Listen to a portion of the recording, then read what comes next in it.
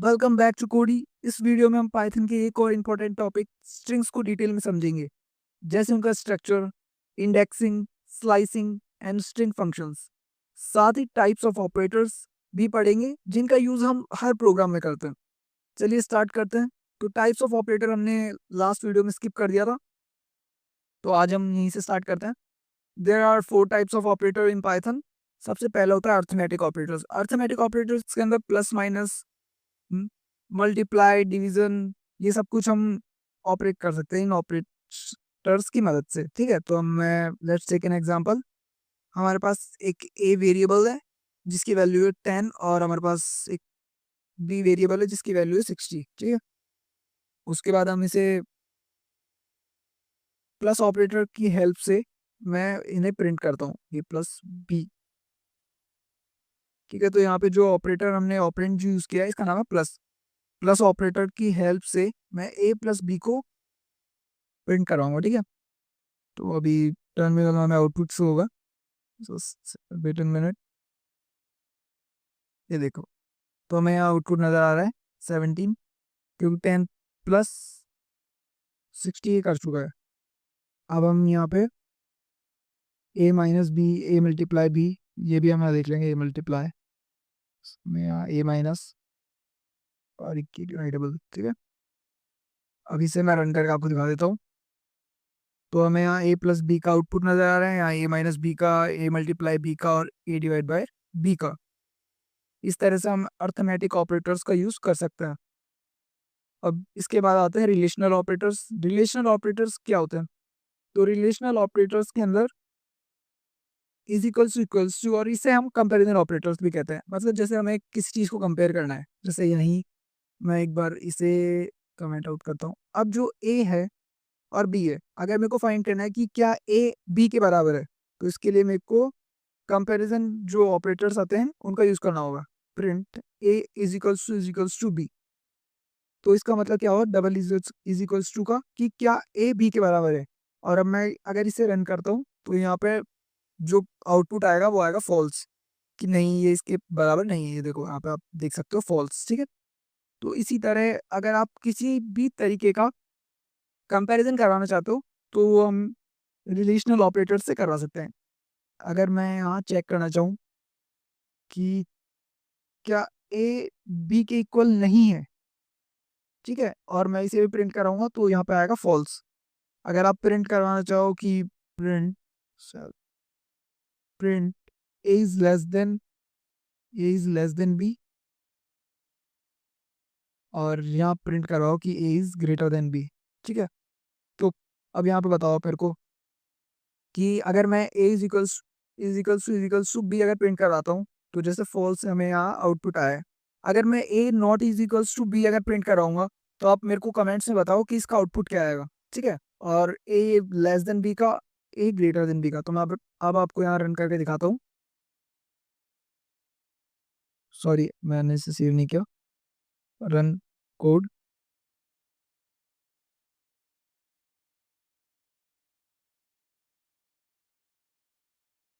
तो अब मैं इसे सेव करके और मैं इसे रन करता हूँ। Run code. तो अब यहाँ आप देख पाओगे फॉल्स, कि ए बी के बराबर नहीं है। क्या ए बी के बराबर नहीं है? तो हाँ नहीं है, ट्रू आ चुका है यहाँ। क्या ए जो है बी से छोटा है? तो ट्रू, बिल्कुल छोटा है। ए की वैल्यू है 10 और बी की वैल्यू 60। और क्या ए बी से बड़ा है? तो फॉल्स नहीं है। तो इस तरह से हम रिलेशनल ऑपरेटर्स का यूज़ करते हैं। इसके असाइनमेंट ऑपरेटर्स की यूज़ केस मैं आपको दिखा देता हूँ। तो let's take an example. We have a variable x which has a value of 5. Now we just have to use plus 10। और मैं अगर अब प्रिंट करवाता हूँ प्रिंट x, ठीक है, तो उसका मतलब मैं आपको अभी समझाता हूँ। एक बार कोड को रन करके चेक कराता हूँ आपको कुछ। ठीक है, तो इसकी वैल्यू हुई 15, लेकिन इनिशियली जो x की वैल्यू थी वो 5 थी। तो अब आप सोच रहे हो कि ये 15 कैसे हुई। तो इसका मतलब जो होता है, ये कह रहा है कि x के अंदर जो ये प्लस का ऑपरेटर है, ये बता रहा है कि x के अंदर पहले 10 आप जो है प्लस कर दो, उसके बाद x के अंदर इसको वापस स्टोर कर दो। ठीक है, कि x के अंदर आप 10 को प्लस करो और फिर बाद के अंदर उसको x में ही फिर से स्टोर कर दो और फिर कर दो आप प्रिंट x। तो पहले x की वैल्यू इनिशियल वैल्यू थी 5, उसके अंदर 10 जो हुआ प्लस हुआ 15 हो चुका और वो फिर से x में जाके स्टोर हो गया और फिर हमने प्रिंट x करा लिया। तो इसलिए हमें यहाँ पे आउटपुट 15 देखने को मिल रहा है। इसी तरह अगर मैं प्लस की जगह अगर माइनस करता हूँ, सेम वही होगा कि पहले जैसे x की वैल्यू 5 थी, अब इसमें से 10 माइनस हो जाएगा। ठीक है, तो -5 यहाँ पे आपको नजर आ रहा है। इसके बाद हमारे पास लॉजिकल ऑपरेटर्स होते हैं। लॉजिकल ऑपरेटर्स आपने फिजिक्स के अंदर 12th क्लास में पढ़ा होगा, नॉर गेट, एंड गेट, और गेट वगैरह। तो उसी तरह ये हमें यूज किया जाता है। मैं दिखाता हूँ आपको, जैसे ट्रू एंड, अब यहाँ हम लिख देते हैं फॉल्स। ठीक है, और कंट्रोल एस करके मैं इसे रन करता हूँ। अब इस फॉल्स का मतलब क्या है? ये कह रहा है कि जब आपने ट्रू मतलब कि 1, एक और एग्जांपल लो कि ट्रू का मतलब होता है 1 और फॉल्स का मतलब 0। तो 0 एंड 1 एंड 0, तो 1 एंड 0 को इसने आउटपुट दिया है 0। अगर हम ये जो ऑपरेशन है ये हम और के साथ करें, हम यहाँ पे और ऑपरेटर यूज करते हैं। अब ये हमें क्या रिटर्न करेगा? ये रिटर्न करेगा ट्रू। ठीक है, अगर जब ट्रू और फोल्स होता है और जो ऑपरेटर है वो हमेशा ट्रू को प्रायोरिटी देता है, मतलब कि ये 1 फिर से हमें आउटपुट देगा। एक तरह से अगर हम 0 1 इसको कंसिडर करके करें तो। इसके बाद हम स्ट्रिंग देखते हैं। तो हमने टाइप्स ऑफ ऑपरेटर हम कवर कर चुके हैं, तो इस पर हम टिक का निशान लगा देते हैं कि हमने टाइप ऑफ ऑपरेटर कंप्लीट कर लिया। इसके बाद हम स्ट्रिंग पढ़ता। तो string is a data type that stores A sequence of characters. तो इसका मतलब होता है कि जो स्ट्रिंग होता है वो कैरेक्टर्स के सीक्वेंस को स्टोर करता है। जैसे मैं दिखाता हूँ, टी आर करके एक स्ट्रिंग मैंने बनाई। ठीक है, एक वेरिएबल बनाया, इसके अंदर मैं डालता हूँ हेलो, हेलो आई एम कोडी। ये एक स्ट्रिंग हो गई। ठीक है, अभी इसने कैरेक्टर का एक सीक्वेंस है, जैसे वाई कैरेक्टर है, डी ए कैरेक्टर है। अब एक सीक्वेंस को एस टी आर ने जो है यहाँ पे स्टोर कर रखा है, तो इसे ही हम एक स्ट्रिंग कहेंगे। स्ट्रिंग्स के रूल्स होते हैं कि इसे डबल कोट्स के अंदर लिखा जाता है। उसके बाद हम इसके अंदर कुछ बेसिक ऑपरेशंस भी कर सकते हैं, जैसे मैं करके दिखाता हूँ आपको। str1 is equals to A B C D. ठीक है, ये कुछ हो गया। अब अगर मैं अब हम एक ऑपरेशन परफॉर्म करेंगे, कॉन्कैटेनेशन। कॉन्कैटेनेशन का मतलब होता है कि दो स्ट्रिंग्स को ऐड करना। तो मैं यहाँ पे आपको इजीली दो स्ट्रिंग को ऐड करके दिखाता हूँ कि S T are plus str1। अगर मैं इन दोनों को प्लस करके और रन कर दिया मैंने यहाँ पे, तो देखो हेलो आई एम कोडी ए बी सी डी आ चुका है यहाँ पे। ठीक है, तो इसका मतलब हो रहा है कि हम स्ट्रिंग को भी ऐड कर सकते हैं। ठीक है, अब हम पढ़ते हैं कि how we can find length of string. तो इसके लिए कीवर्ड दिया हुआ है print len, LEN, len of STR। हम जो ये STR है इसकी लेंथ फाइंड करेंगे, तो उसके लिए सिर्फ हमें लेन लिखना होगा। तो इसकी लेंथ आ रही है हमारे पास 15। अब ये 15 के सही कि 5 6 7 8 और 4 12 आ तो कहोगे 12 ही है, बट ये स्पेस भी काउंट करता है। तो ये देखो, एक स्पेस यहाँ है, एक क्या है, एक क्या है, तो 3 है। देखिए स्पेस काउंट करके यहाँ पे 15 आ चुका है। अब इसके बाद हम पढ़ते हैं इंडेक्सिंग। तो इंडेक्सिंग का मतलब होता है we can access single characters of a string by the index values. कि भाई अगर मेरे को सिर्फ एच यहाँ से एक्सेस करना है, कि मेरे को सिर्फ एच की जरूरत है, ठीक है, और ये जो हेलो आई एम कोडी इसका मतलब नहीं है, सिर्फ मेरे को एच चाहिए, तो हम इजीली हम इसे एक्सेस कर सकते हैं by the help of index values. ठीक है, तो जैसे अब एक नई स्ट्रिंग लेते हैं हम, इसको मैं कमेंट आउट करता हूँ। हमारे पास नई स्ट्रिंग है str इज इक्वल्स टू, यहाँ पे हम ले लेते हैं कि जैसे आर एन, ARYAN, ये हमारा स्ट्रिंग है आर एन नाम की। अब इसके अंदर मैं C H equals to S T R, और ये ब्रैकेट लगा के अब आपको यहाँ पे इंडेक्स वैल्यू देनी है। तो इंडेक्स वैल्यू हमेशा जीरो से स्टार्ट होती है। तो ए है वो जीरोथ इंडेक्स पे है। किस पे है? जीरोथ इंडेक्स पे। समझ रहे हैं आप कि जीरोथ इंडेक्स पे ए है। तो जैसे मैं वाई ए ई आर एन लिख दिया मैंने। अगर मेरे को जैसे वाई करना है तो वाई के लिए इंडेक्स वैल्यू क्या होगी? 0 1 2। अगर मैं 2 लिखता हूँ और प्रिंट कर देता हूँ सी एच को, प्रिंट सी एच। अब हमें इसे प्रिंट करना है रन कोड करके, और हमारे पास आउटपुट आ चुका है वाई।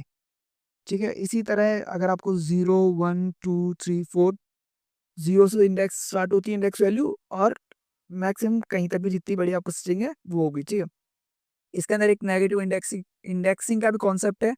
जैसे अगर आप मैं यहाँ -1 लिखता हूँ, तो आपको कमेंट्स में मेरे को बताओ कि -1 अगर मैं करके इसे प्रिंट करूंगा तो मेरे पास आउटपुट क्या होगा? तो आउटपुट होगा n -1, इन द सेंस कि अपोजिट साइड, उल्टे साइड से काउंट करता है कि जैसे -1 -2 -3 -4 ये सब कुछ। ये होता है पाइथन में इंडेक्सिंग। ओके, तो हमने इंडेक्सिंग कंप्लीट कर लिया है। उसके बाद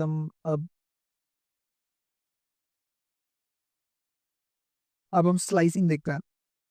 तो accessing A part of string. ठीक है, मतलब कि एक पार्ट पूरा, जैसे मेरे को हेलो आई एम कोडी जो मैंने स्ट्रिंग दे रखी थी, उसके अंदर से पूरा एक हेलो निकालना है। तो मैं वो कैसे निकाल पाऊंगा? तो इसके लिए इजीली हम यूज करते हैं, मैं आपको दिखाता हूँ।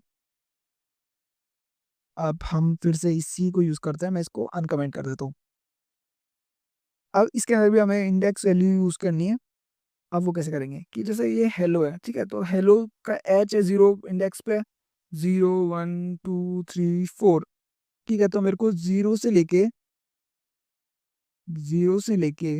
सॉरी, जीरो से नहीं, 1 से लेके, कि मेरे को ई से लेके और एल तक, ई से लेके एल तक का एक पूरा पार्ट चाहिए। ठीक है, कंट्रोल एस करके रन कोड, तो मेरे पास यहाँ पे आउटपुट क्या आएगा?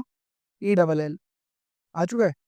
कि हमें 1th इंडेक्स से, मतलब ई से लेके और 4th इंडेक्स 0 तक, कि भाई 0 नहीं आएगा, इससे पहले पहले वाला जितना भी पार्ट है वो हमारे पास आ जाएगा। इसी तरह अगर आप फर्स्ट जो पैरामीटर अगर नहीं देना चाहते हो, ठीक है, अगर आपने फर्स्ट पैरामीटर नहीं दिया कि कहाँ से कहाँ तक चाहिए, तो ये बाय डिफॉल्ट 0 से ही स्टार्ट करता है, 0th इंडेक्स से।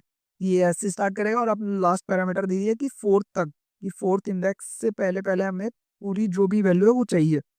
तो इसका मतलब ये हो जाता है। ठीक है, और इसके बाद अगर आप लास्ट जो है ये पैरामीटर बनाते हैं, और यहाँ आप देते हैं 1, 1 हमने दे दिया। और अब हम कोड करके देखते हैं। तो जो ये लास्ट है, वो जो लेंथ ऑफ स्ट्रिंग होगी, मतलब जो लास्ट लेंथ ऑफ स्ट्रिंग, ये उसे इंडेक्स वैल्यू कंसीडर करेगा। ठीक है, मतलब last of the element in a string. तो ये हो गया एल ओ आई एम कोडी, क्योंकि एच इसीलिए नहीं आ रहा क्योंकि हमने दिया है कि फर्स्ट इंडेक्स से, मतलब ई से लेकर लास्ट तक की हमें पूरी वैल्यू चाहिए। तो हमने यहाँ स्लाइसिंग भी कर लिया है। अब स्ट्रिंग फंक्शंस पढ़ता हूँ आपके लिए। स्ट्रिंग फंक्शंस क्या होता है? तो स्ट्रिंग में कुछ फंक्शंस होते हैं, दिए होते हैं, जो काफ़ी ज़्यादा हेल्पफुल होता हूँ। Just in a minute. अब हम यहाँ एक नई स्ट्रिंग बनाएंगे, S T R equals to hello I am. इतना काफ़ी है। ठीक है, एक ये हमारे पास स्ट्रिंग है। अब मेरे को चेक करना है कि जो ये स्ट्रिंग है वो एंड्स कहाँ से हो रही है, मतलब एंड, इसका एंड पॉइंट क्या है। तो हम इजीली यहाँ पे लिख सकते हैं S T R dot, sorry, print करवाना है, प्रिंट करके देखना है। Print S T R dot ends with E R. ठीक है, मैं कंट्रोल एस कर रहा हूँ और मैं रन कोड कर रहा हूँ। अगर ये ई आर से, अगर हेलो आई एम कोडर था, तो अगर ये ई आर से एंड हो रही है तो ये हमें ट्रू करता है रिटर्न। बट ये एंड कहीं से हो रही है? एम से। तो मैं अब यहाँ एम डालता हूँ। ठीक है, एक बार एम कंट्रोल एस और मैंने यहाँ पे कोड रन कर दिया, फॉल्स, फिर से फॉल्स क्यों आ रहा है ये? अच्छा सॉरी, मास्टर में प्लेस।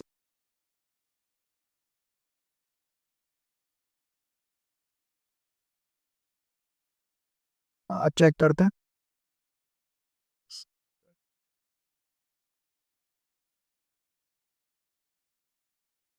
ट्रू, हाँ ये एम से एंड हो रही, तो इस तरह से हम पता कर सकते हैं कि स्ट्रिंग का जो एंड पॉइंट है वो क्या है।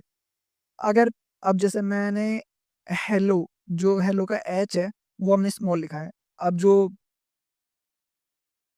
स्टार्टिंग होता है वो कैपिटल होना चाहिए, तो उसके लिए हम इजीली यूज कर सकते हैं एस टी आर डॉट, इससे हटा देता हूँ, star dot capitalize, capitalize control S, और ये मैं रन कोड कर देता हूँ। तो इससे हमारे पास पूरी स्ट्रिंग प्रिंट होकर आ रहेगी और जो फर्स्ट कैरेक्टर होगा वो कैपिटल होगा। ठीक है, अब इसी तरह हमारे पास एक और फंक्शन होता है S T R dot replace. S T R dot replace क्या करता है ये आप खुद चेक करके मेरे को कमेंट्स में बताओ। इसके अलावा दो फंक्शंस और होते हैं, S T R dot find और S T R dot count. तो इसके लिए मैं आपको एक हिंट देता हूँ, जो S T R dot find होता है वो फर्स्ट इंडेक्स जो होता है, फर्स्ट इंडेक्स पूरे स्ट्रिंग में से फर्स्ट इंडेक्स आपको रिटर्न करेगा। ठीक है, और S T R dot count आप खुद फाइंड करके मेरे को कमेंट करके बताओ। तो आज हमने पाइथन के इंपॉर्टेंट कॉन्सेप्ट्स जैसे string indexing slicing and operators को समझा। प्रैक्टिस करना मत भूलना, नेक्स्ट पार्ट में हम लूप्स और कंडीशनल पढ़ेंगे। अगर वीडियो पसंद आए तो लाइक कमेंट्स और सब्सक्राइब करो। तो अगली वीडियो में मिलते हैं।